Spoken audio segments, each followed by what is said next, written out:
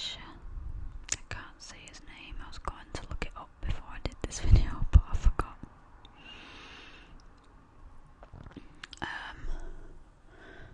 So, do you know what? I've just realised I don't think I took my tablet today. It's actually 10:30 at night and I should have taken them. Never mind, I'll do that later. Sorry for the interruption. So,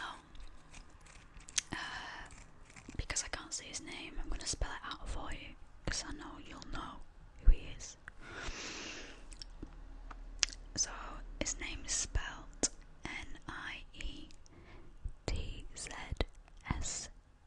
Nietzsche. I've got no idea how to say it. I'm sorry. And I want to share some of his wisdom with you tonight. So, I'm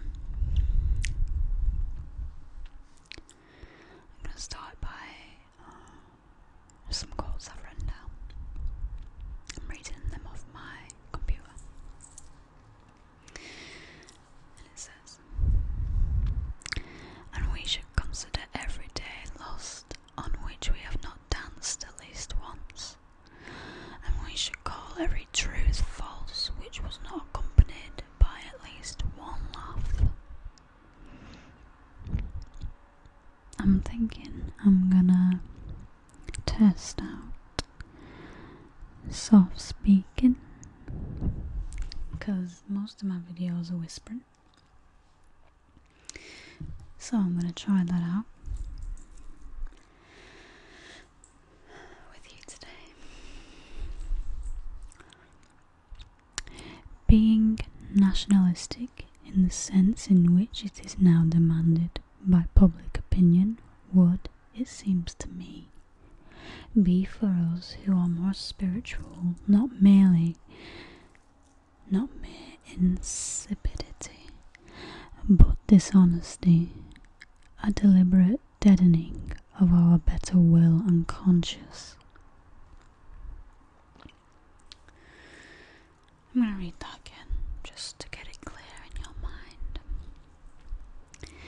Being nationalistic in the sense in which it is now demanded by public opinion would, it seems to me, be for us who are more spiritual not mere insipidity, but dishonesty, a deliberate deadening of our better will and conscience.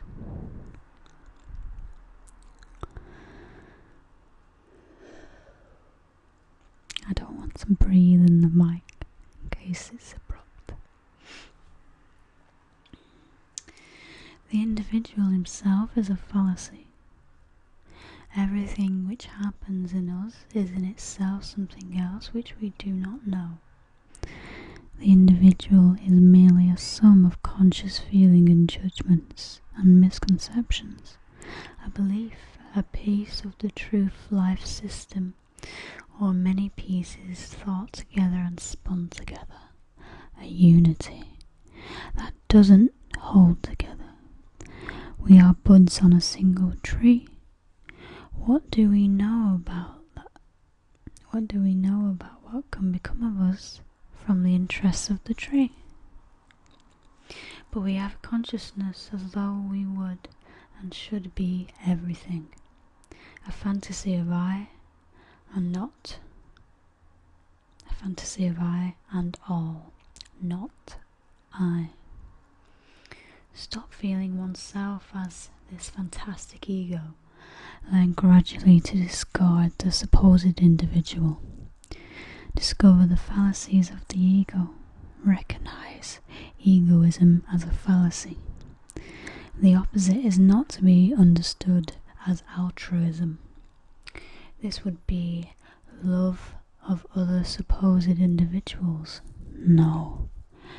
Get beyond myself and yourself. Experience cosmically. I like that. Experience cosmically.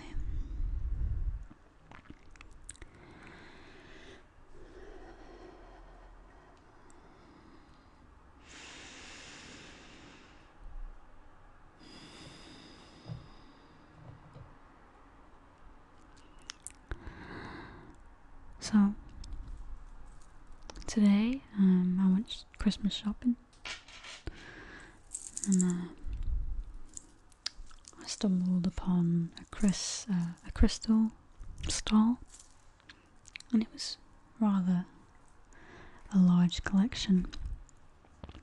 I was just fascinated by it, I truly was, but more than anything I was fascinated by the conversation that the vendor and one of the customers was having. He spoke about things like the Matrix, and well, the main conversation consisted of energy, because obviously crystals have a lot to do with energy. And I just stood there for a while to listen to them, and it was almost as though my thoughts about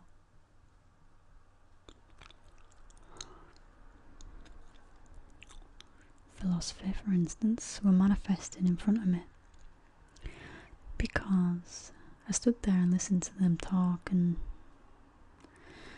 it's not very often I get to hear these type of conversations, because the vendor spoke of the fact that we ourselves are literally creating our reality. Everything we see, touch and feel is actually manifested out of our own thoughts, and we do that individually, so therefore we individually interpret the world in different ways.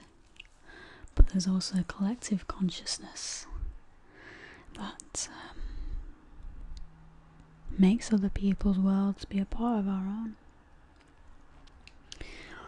And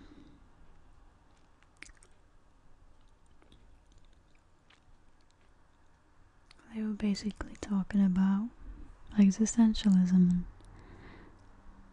how the universe is only made up of energy. Nothing that we touch is in fact tangible, solid. It might feel solid to the touch, but it is in fact energy. So that was just a little extra story from my day. Let's carry on with such Nietzsche. Oh, I'm not gonna try cause that part. It seems to me that a human being with the very best of intentions can do immeasurable harm if he is immodest enough to wish to profit those whose spirit and will are concealed from him. I take this quote to mean something, though it might mean something different to you. But what I take from this quote is that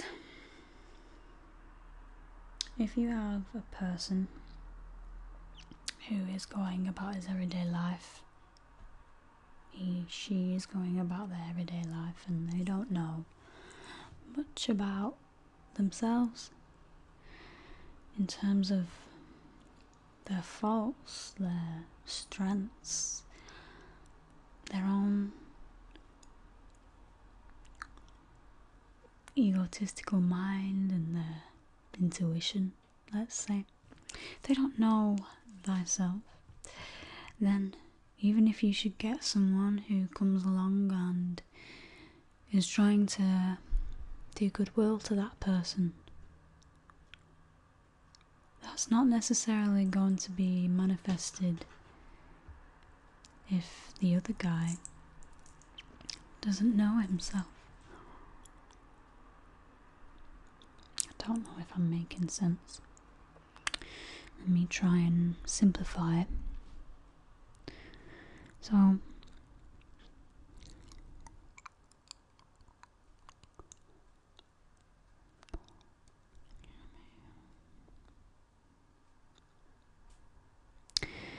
If you do not make your wants known to the universe,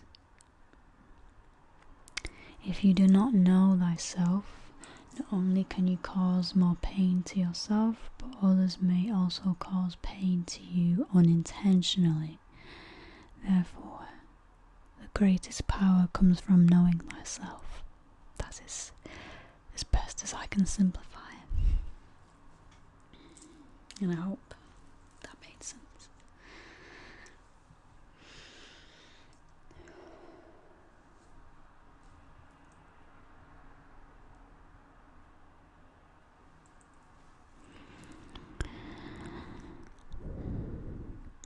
This is the mistake which I seem to make eternally, that I imagine the sufferings of others as far greater than they really are. Ever since my childhood, the proposition,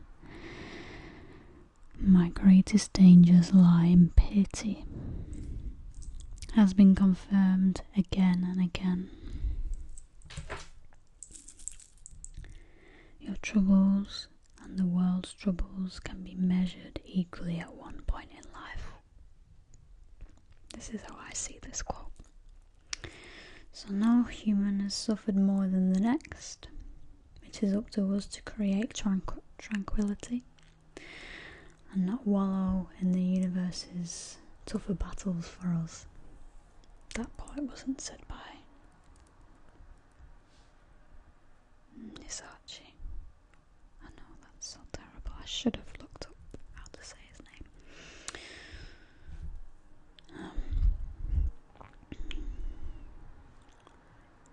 So basically, this quote is saying that pity is the greatest of all negative energies, let's say. Sorry.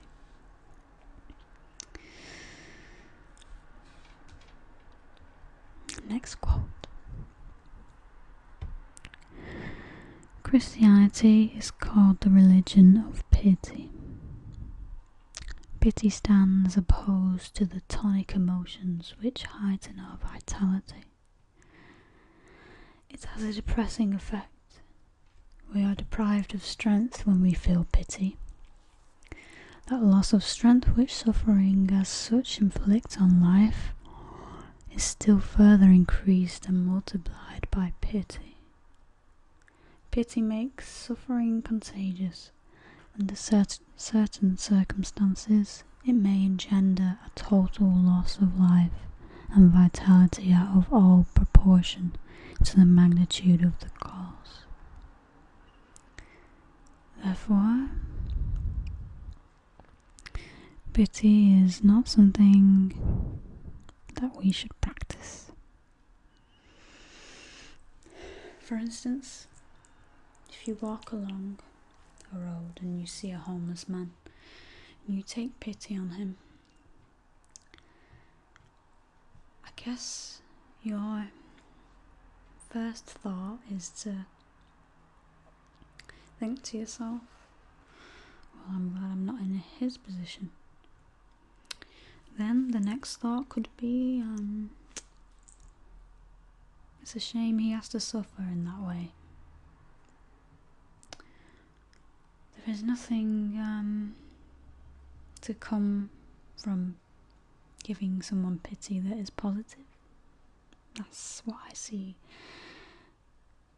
this philosopher, that's what I'm going to call him, as meaning. But that is my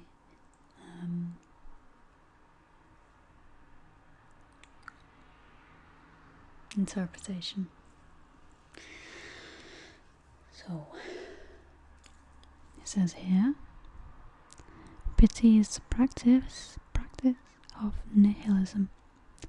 To repeat, this depressive and contagious instinct crosses those instincts which aim at the preservation of life and the enhancement of its value.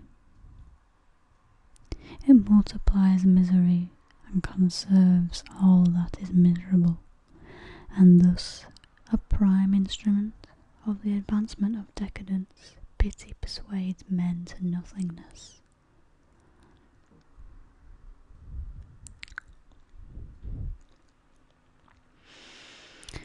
Judgments of value concerning life, for it or against it, can in the end never be true. They have value only as symptoms. They are worthy of consideration only as symptoms. In themselves, such judgments are stupidities. One must by all means stretch out one's fingers and make the attempt to grasp this amazing finesse, that the value of life cannot be estimated. Perfect. Basically, no matter what you believe in, science, religion, nothing, everything, you can never know. So you should just be content in that. But that's where the difficulty lies.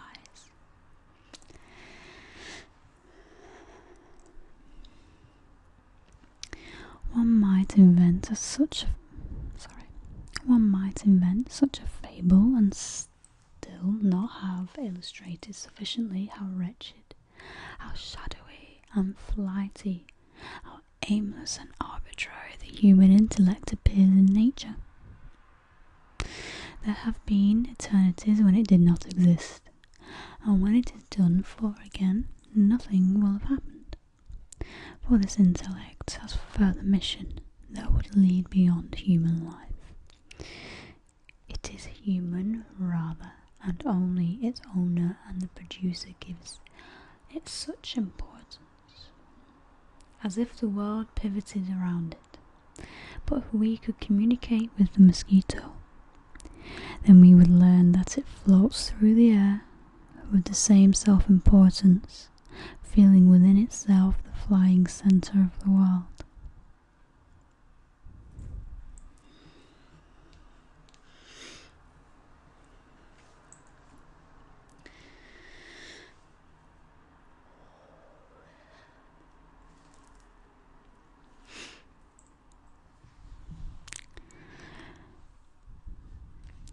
To die proudly when it is no longer possible to live proudly. Death freely chosen, death at the right time, brightly and cheerfully accomplished amid children and witnesses, then a real farewell is still possible, as the one who is taking leave is still there. Also a real estimate of what one has achieved and what one has wished, drawing the sum of one's life, all in opposition to the wretched and revolting comedy that Christianity has made of the hour of death. One should never forget that Christianity has exploited the weakness of the dying for a rape of the conscience, and the manner of death itself for value judgments about man and the past. He talks quite a bit about Christianity, it seems, and I will lay upon you now that I do not condemn Christianity. I simply observe it and take it for its positive and negative effects that it has on people. But here he is saying that we've been indoctrinated to fear death. Death. Not death. Death. Not just in Christianity, in any walk of life. You're taught to fear death, and I guess it's natural to fear death. It's your instinct to do so.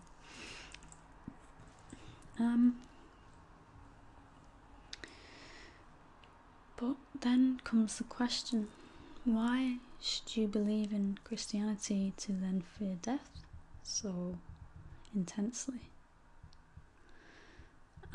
I believe Alan Watts did a talk once, and he spoke about how in a conference he was talking about death, and I can't word it exactly, I'm doing this from memory, this was about a year ago I watched it, but anyway I can remember it because it stays quite poignant. What's the word I'm looking for? It's poignant, but it's not poignant.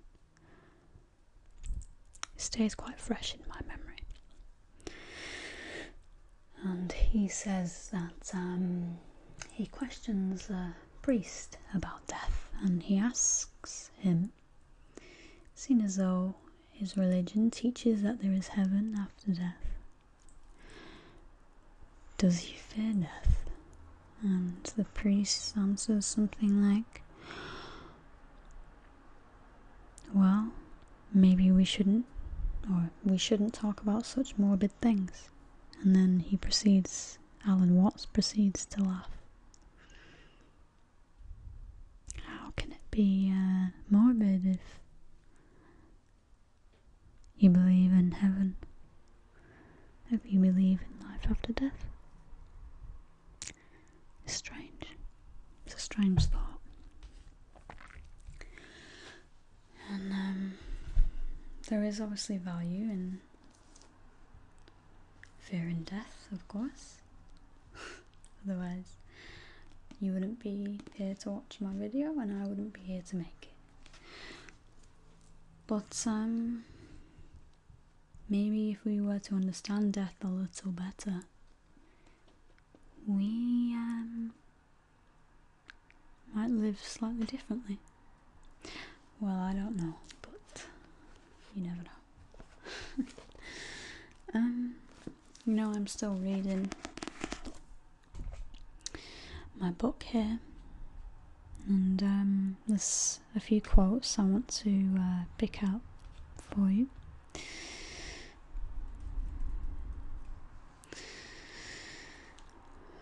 I might take my glasses off just because I know the glare is quite annoying. And I really do enjoy this book immensely. It holds as a type of synchronicity for me. If I am experiencing something that is maybe a bit difficult in my life, my everyday, I'll go on to read a paragraph, and it may make me think completely differently about my situation, my current situation in that time of day. Anyway, let me read something to you that I fell in love with. Well, I read it today actually, and I had to mark it. I was on the bus and I had to just underline it. Throughout the book, Ben Okri talks about, it's a fantasy, but he talks about the eternal book that dwells among the stars, and that is the eternal book of life. And there's a particular character who is a maiden, and she belongs to a tribe that is, its sole purpose is to create art. Art is their way of life. They define themselves through their art instead of any type of aesthetics they behold. It's like they use whatever art they create to see into their soul, and as a type of psychology basically. And I love that idea that from someone's painting you can grasp what type of person they are, and that is what this particular section of the book talks about. So let me just read you a little bit here.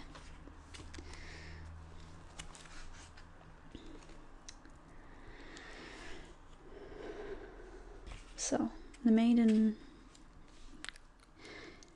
reminds me of myself a little bit.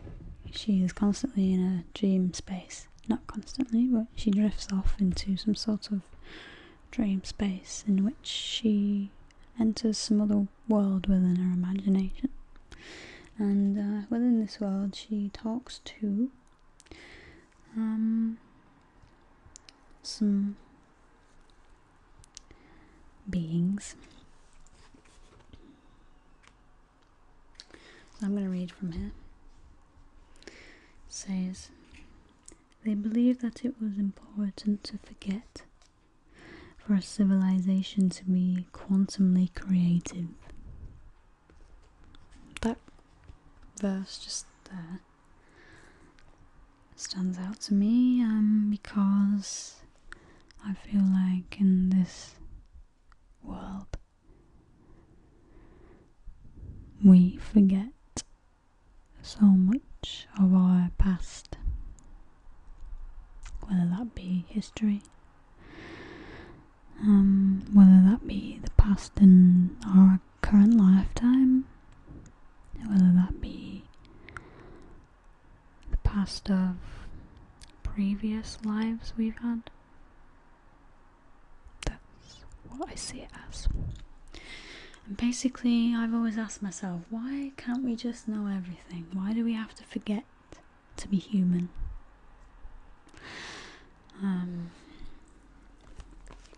And this answers my question. They believed that it was important to forget for a civilization to be quantumly creative. Okay? Their forgetfulness was an act of genius because they knew that everything that ever was, ever will be, and so to even strive to enshrine history was to commit a tautology and to clutter the path of the future.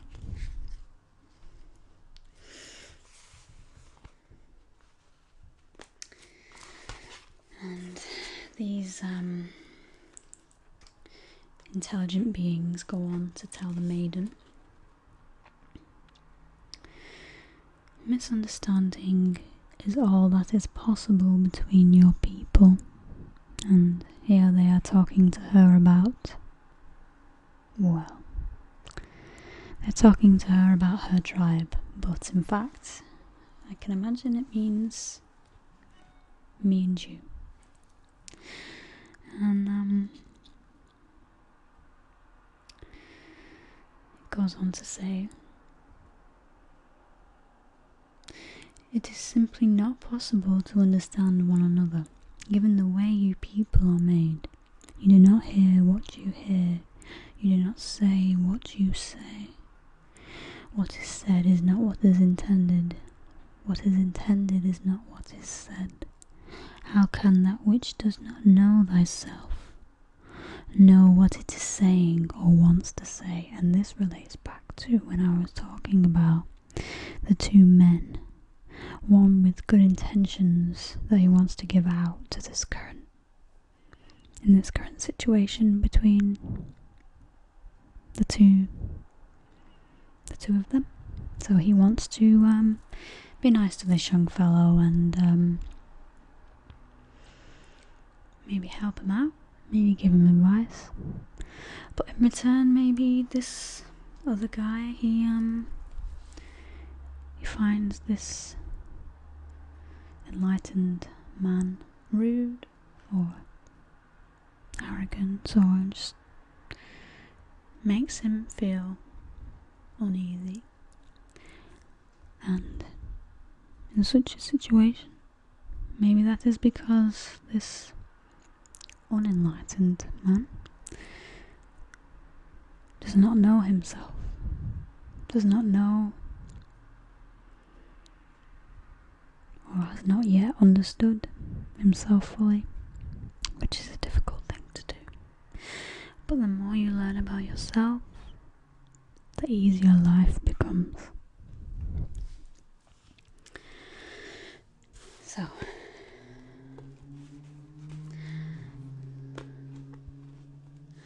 Nothing is as you see it, or feel it, or hear it. Your bodies are inefficient for the collecting of true information. All you can do is misunderstand, and so you may as well make an art of it. How can you, this is the maiden talking, how can you make an art of misunderstanding? And they reply, by assuming that you can't understand anything, and that nothing can be understood, because nothing is what it seems. But where is the art? The art is to communicate through misunderstanding, to make misunderstanding the very tool itself.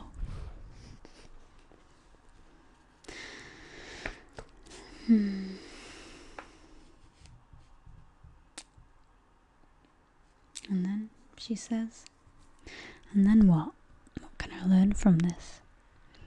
And they reply, that everything will be simple and clear, and you will know what to do and what not to do, and you will have no beginning and no end anymore, and you will be with us and wherever you want to be.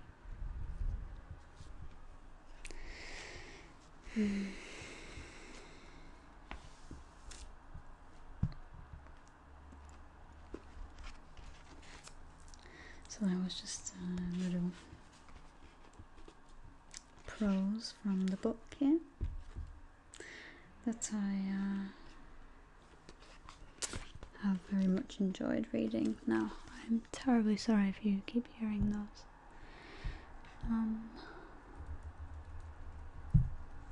notifications. I'll find one more thing to read to you before I let you go to sleep. Well, I should hope you are asleep or relaxed or still watching. I must say, relaying these words to you, this form of storytelling is quite blissful for me.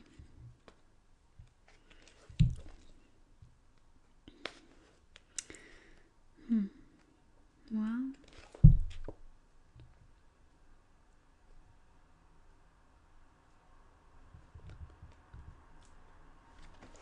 let me read you this last piece, and I hope it's worthy of the closing of this video. Many are those who think that they are alone, when in fact they live in constant speech with many others in remote realms. In their dreams and their waking moments, in the depth of their spirits, where time and space and matter do not cage the soul. Many are those who do not see the wonder of things in the blind realm of mortality. All this and more to be lived in ways sublime and beyond the brain's knowing, in the open book of life, in the magic spaces among the stars. That was worthy. Okay, guys. I hope that this video was good. And my wish to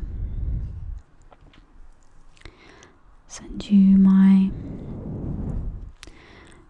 greatest intentions. I'm gonna whisper now because I don't want to be too harsh with this. I want to send you my best intentions because in doing so I can only feel good. So maybe when you walk down the street next time, instead of feeling pity, maybe instead of taking pity on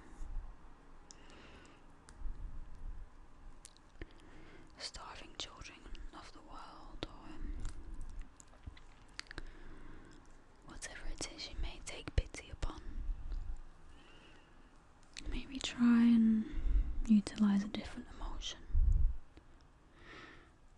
I know that when I see hurtful things, such as animals being abused and,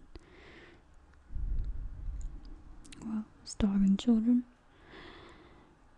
as soon as I take pity upon them, I try to ignore it. And I turn around and don't look back. I just try and block it from my mind. I think that is the only thing that pity can accomplish. So I'm not sure what emotion we should feel, but I do believe in Nietzsche's